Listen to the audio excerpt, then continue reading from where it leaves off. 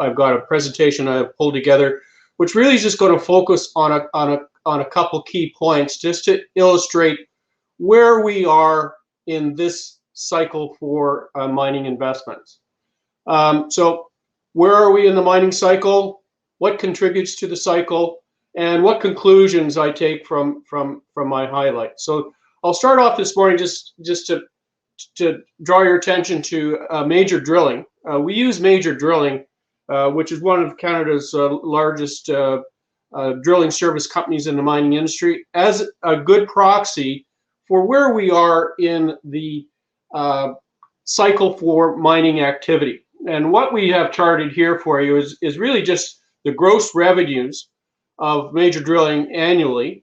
And what we can see here is that since really 2017, the activity as shown by gross revenues for Major Drilling has ticked up. We know in the mining industry, drill rigs are the truth machine, that every dollar of exploration that is raised in public markets ultimately will find its way into a drill rig to really test for new mineralization or explore for new commodities. As this chart would indicate to us, that activity seriously turned in 2016, but it wasn't until 2017 that we started that change. Major Drilling, though, is a major mining company, and over the years they've really graduated from 100 drill rigs to 600 drill rigs. And this chart is a little bit of a massage that I've done to take out of the revenues what I call growth by acquisition. So we're just looking at the organic growth of Major Drilling revenues here, sanitized for its M&A activity. It shows the same thing. Basically, 2017, the drilling activity of Major Drilling did show a nice uptick. Even when we look at it in a little bit more detail, now I'm looking at the quarterly progression of revenues for Major Drilling. And, you know, it was our hope that Denny Larocque, who is President and CEO, would actually present this firsthand. But unfortunately, they're coming up to their year end and they are in blackout. But nevertheless, what I've included here is just the gross revenues of Major Drilling plotted quarterly. And the bar at the end is what we expect their year end fourth quarter numbers will look like. But what we can see, even in spite of a bit of a slowdown as a result of the pandemic over the last 12 months, the activity as measured by growth in revenue shows clearly that mining is back, and solidly so, and is still expanding. So mining activity is full on. We know that. And what else we know is if we look at the stock price of Major Drilling, it has shown a very good rebound, you know, since really the start of the pandemic. This chart is really quite demonstrative in the sense that it's gone from under $3 to over 10 in that period of time, all in spite of a bit of a turn back in activity due to COVID restrictions. But it's clear, mining is back. We're seeing it in the revenue growth of Major Drilling, which is broad-based, covering a lot of commodities, and the equity market is also recognizing that this activity has come back and is rewarding Major Drilling for their good performance. So one of the other things that we would take, and Major Drilling is covered by my colleague Ryan Hanley, and you know, we do sit in on the quarterly conference calls. But what some of the other evidence that we've seen that's not reflected so much in the revenue projection, but Major Drilling are telling us, look, experienced drill crews are in short supply. It's hard to find good, competent drillers. That just shows, again, another indication of growth in the drilling space. Activity, looking for various commodities, has moved beyond gold, which is good. It's much broader based than just gold. Initially, it was a gold based recovery, but it's moved beyond that.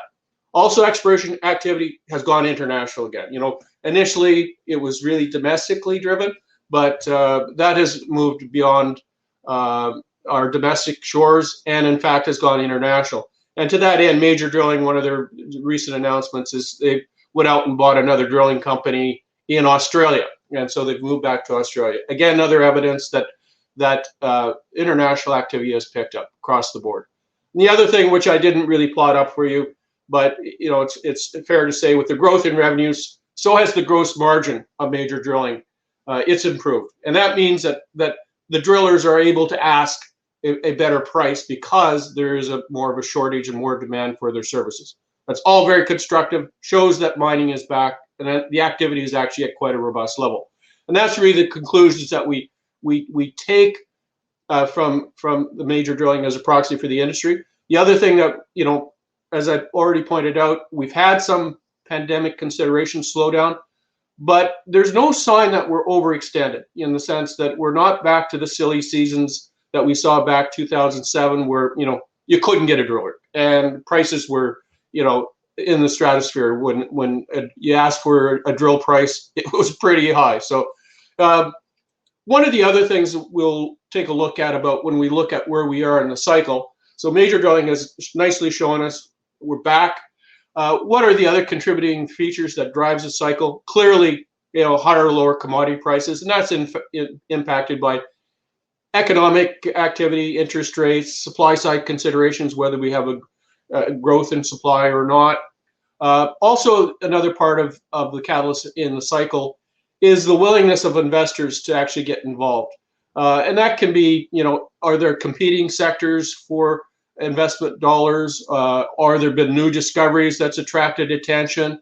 And also one of the other things which I'm not presenting today, but I do talk to from time to time, the evolution of ETFs and the move of money from active managers to passive managers has not been very good for mining overall. But today I'm just going to focus on a couple key points. And clearly one of the key points here is the commodity prices themselves. And what we're looking at here, selected metals, looking at price performance year to date over a 1 year, 2 year, and 5 year periods. But what you could really see here is pretty well right across the board. We have had good commodity prices. And that really is the ultimate catalyst that drives this mining activity, to go out and look for more mineralization and generate cash flow.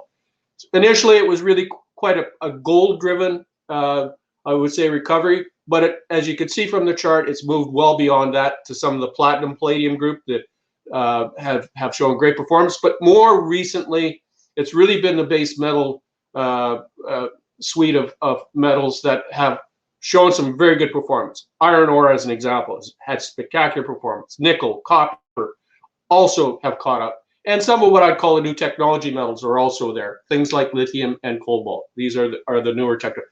They clearly are there and doing very, very well. And I've thrown in here uranium as another consideration. It has shown some life as well. And what does this mean? Well, if we look at the top 5 funds, flow-through funds in Canada, yeah, they're raising more money.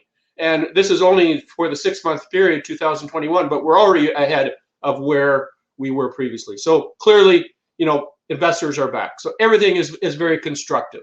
If we look at it, we are in a bull market. This is the JDX and the JDXJ. We're up 150, 180%. So we are in a bull market. There's no doubt about it. And why are these conferences important? It's good to get to know some companies. And 2 of the presenters we have today, Wesdome, over the last 3 years, up 500%. That's a spectacular performance, driven by more than just the commodity. It's also driven by some very good success. Champion Iron, covered by my colleague, Jacques Wortman, as well. With these iron ore prices, it's had absolutely great performance as well. So it's clear. We are in a bull market, and we're not at an extended part of a bull market in mining equities, and hence why this conference is so important. So let's get on with the conference. And behind me, I'm going to introduce David Garofalo. David, well known. I've known David way too many years. David has had great accolades. He's been voted CFO of the year. IR Magazine voted him the top CFO, CEO for IR Relations for a couple years back to back. He's very, very well known in the market. I got to know him originally when he was Agnico Eagle CFO, but then he went on and took a very important mandate as president and CEO of Hudbay, which is one of our large zinc producers. And then he took on the mantle of president and CEO of Goldcorp at a difficult time in their life. He now is running his own Marshall Precious Metals Fund. He's chairman and CEO of that. And as well, he's president and CEO of a gold royalty company. So with that, I'll pass the mantle on to David Garofalo. And over to you, David, for your wise commentary. Thanks, Barry, and good morning, everybody. And Barry, your presentation was actually thematically exactly in line with what I'm going to be talking about today. I think it's the emergence of mine development and exploration, which has become an existential imperative for the industry. But I have come from an operational background. I am running a precious metal investment fund with some Chinese partner investing in early stage exploration. And we made a macro call there about a year ago that we'd start to see capital allocated back into the exploration game. And really before that, the juniors couldn't raise capital to save their lives. And we went through a nuclear winter in terms of exploration, but we're starting to see obviously a resurgence in that, in activity on the drilling side. And we're seeing that juniors can start to raise capital again. And the other thing that I'm doing, actually it's my full-time job, is chairman and CEO of Gold Royalty Corp. We just IPO'd it on the New York Stock Exchange a couple of months ago and raised about $90 million US. And the reason I position myself at that end of the spectrum, both in terms of running Marshall Precious Metals and Gold Royalty Corp, is royalty companies and streaming companies are an extremely important part of the ecosystem as the industry refines its skills in mine development and exploration. The royalty companies provide a meaningful source of capital for those early stage opportunities, so we can conduct that meaningful exploration development to replace depleting reserves, both on the base and precious side. And so, we're going to be very, very focused over the coming months and years to putting that money to work with these early stage developers, explorers, taking royalties back, and really providing leverage to both the commodity and exploration success through the royalty structures. And again, that's an extremely important part of reigniting development and exploration in the mining business over the next several years. But I do come from an operational background. Gold Royalty Corp actually is unique in that we have a collection of people on the board management that all have come from the operating side. Ian Telfer is the chair of my advisory board, and Ian was the grandfather of and the pioneer of the streaming and royalty model when he created Wheaton Precious Metal at a Gold Corp about 15 years ago. I also have Allan, who's my successor at Hud Bay and my chief operating officer when I was there, 35 years as a mine builder and operator. And there's a collection of other people within that board that come from a very similar background. And collectively is about 250 years of operating and mine development experience within that group. And I'd say a lot of them have a very similar background to mine. Obviously I've been involved on the M&A side in the mining business. The largest by far was the merger with Newmont, which was a $10 billion acquisition for Newmont, but a merger, when you look at the combined market caps at the time, of about $32 billion. And Newmont's essentially tripled in size. And that was done in response to Barrick and Randgold coming together. It became an existential issue for Newmont, and we got together and created the world's biggest company in the gold space by market cap and production. But while I did that deal when I was at Gold Corp, if you look at the collection of deals I've done before that in my career, they've all been relatively small. They've all been tuck-in type acquisitions. There's the three that I did at Gold Corp, Hud Bay, but before that at Agnico Eagle, we built 6 mines in the 12 years that I was CFO there, and all 6 of those mines were acquired through tuck-in acquisitions of juniors. Juniors are an extremely important part of the ecosystem for the operators. We need the juniors to be successful in their exploration efforts because they populate our pipelines at the end of the day. And the reality is operators are terrible at grassroots exploration. If you think about the mindset required for exploration, it's very much a risk-embracing, entrepreneurial type of approach. Whereas when you're running an operating company, it's all about mitigating risk. It's about making sure your workforce is safe, that you're environmentally responsible, that you don't have capital or operating cost efficiency, operating or capital cost inflation. You need to really avoid risk at every quarter when you're running an operating company. And you have to hit your targets, obviously. Whereas exploration company is really swinging for the fences almost all the time. And the failure rate is very, very high. I'd say typically 19 out of 20 times the juniors really don't succeed, but we need them. They're such an important part of what we do in the mining business. If we didn't have them populating our pipelines, we wouldn't exist. We wouldn't have anything to develop. We wouldn't certainly be operating mines. Virtually every meaningful discovery on the exploration side has come through the juniors. And as a result, in my career, whether it was at Gold Royalty, Gold Corp, Hudbay, Agnico, we always ran a small incubator fund investing in juniors because we recognized that juniors didn't always have access to traditional capital markets.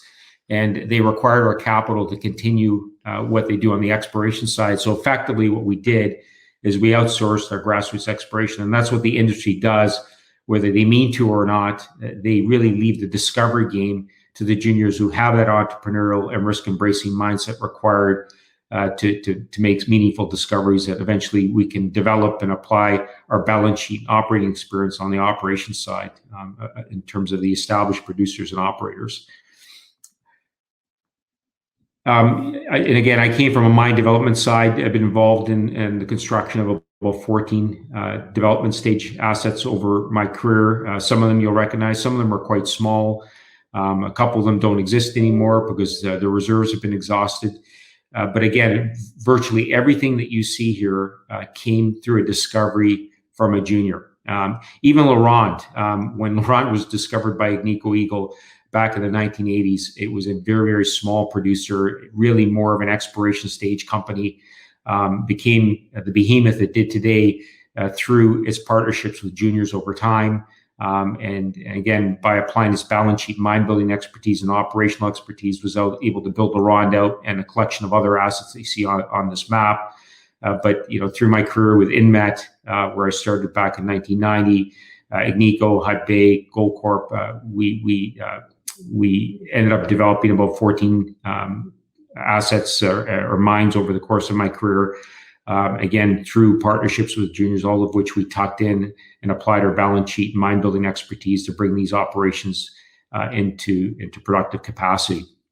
So again, juniors are a very, very important part of what we do in the business. And I think that's why I've positioned myself at this end of the spectrum, because mine building has become a lost art, if you will, and we need to get busy. You can see that the exploration budgets only starting to reinflate, but we're still far from peak levels in terms of what we need as an industry to replace depleting reserves.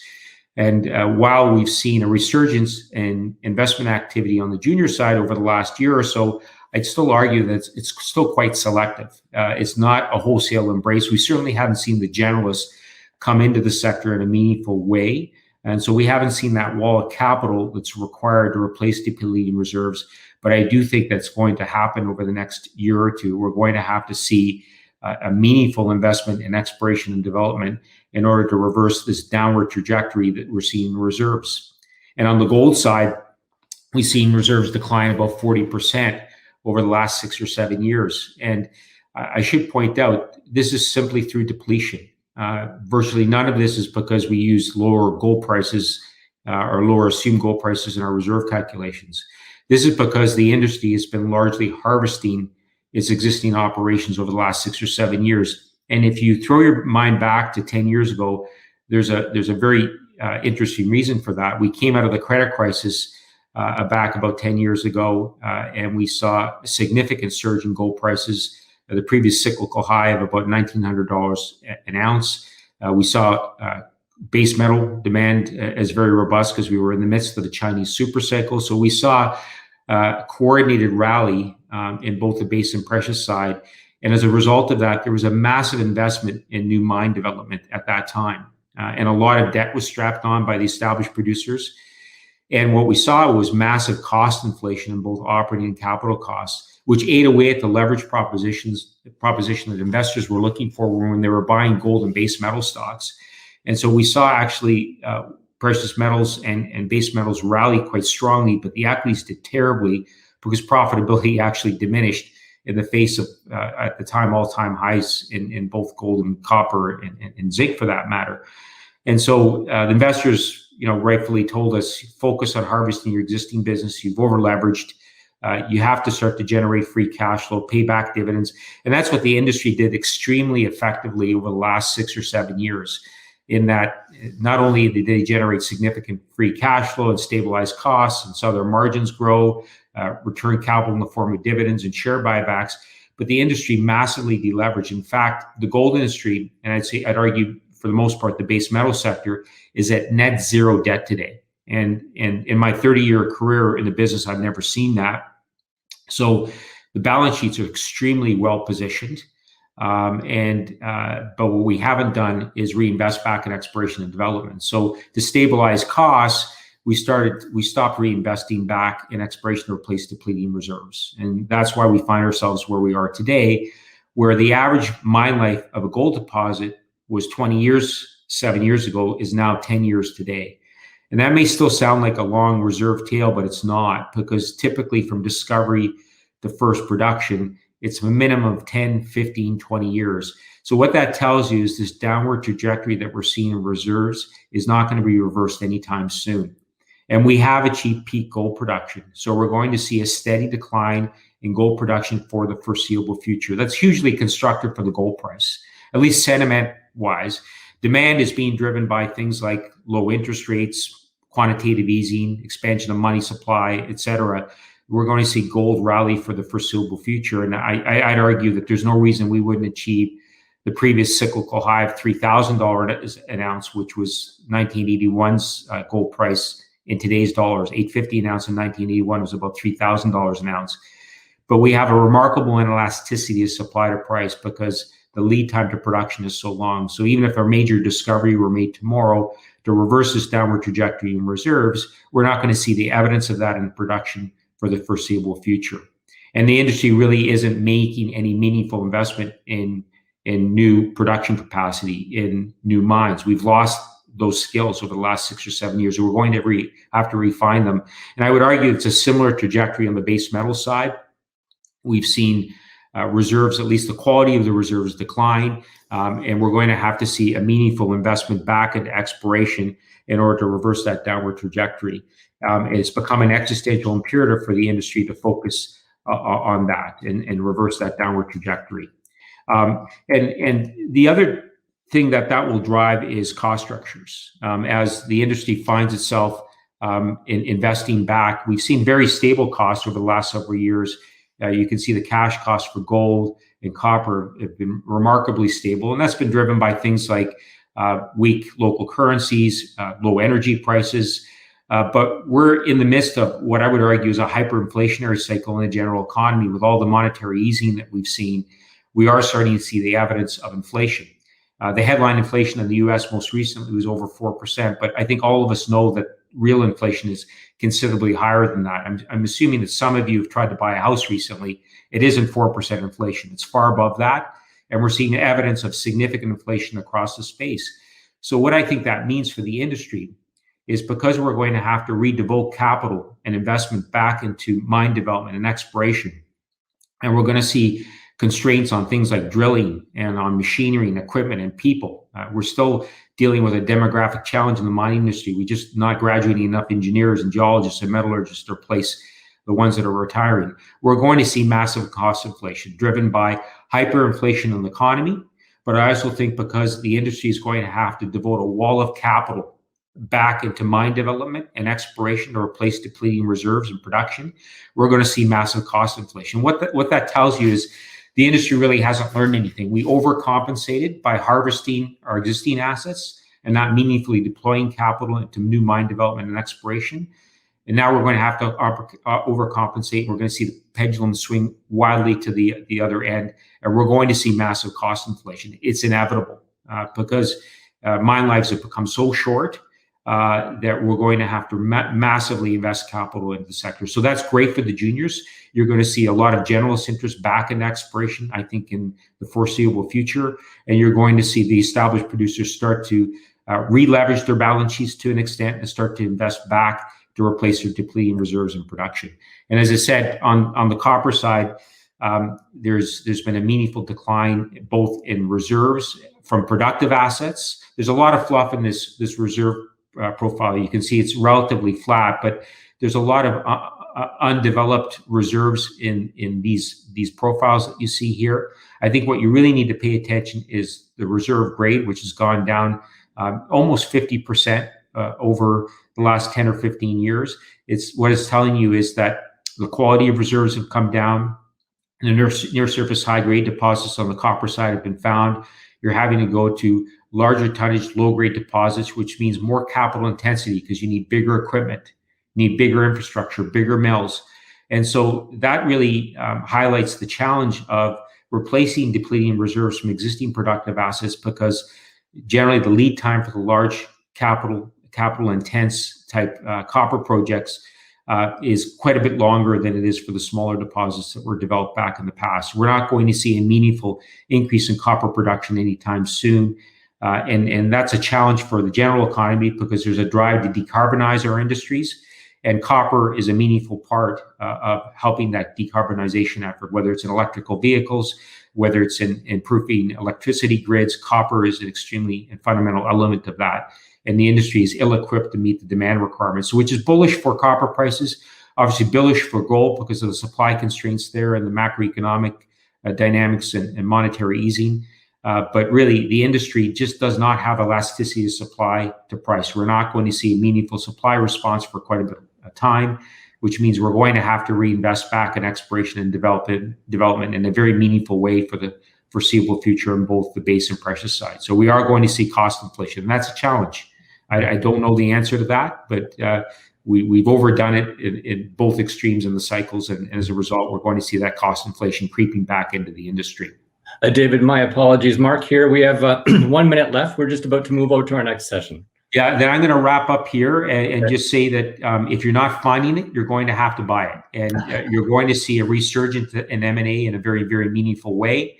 And I think it'll be a larger volume of transactions. I think in the gold space, we're largely done at the senior level. The big guys have merged, but we're going to see a large volume of mid-tier companies and emerging producers starting to consolidate, to create critical mass, diversification in their portfolio, and to attract that generalist investor who's looking for liquidity. Wonderful. I'd like to thank you for your attention this morning.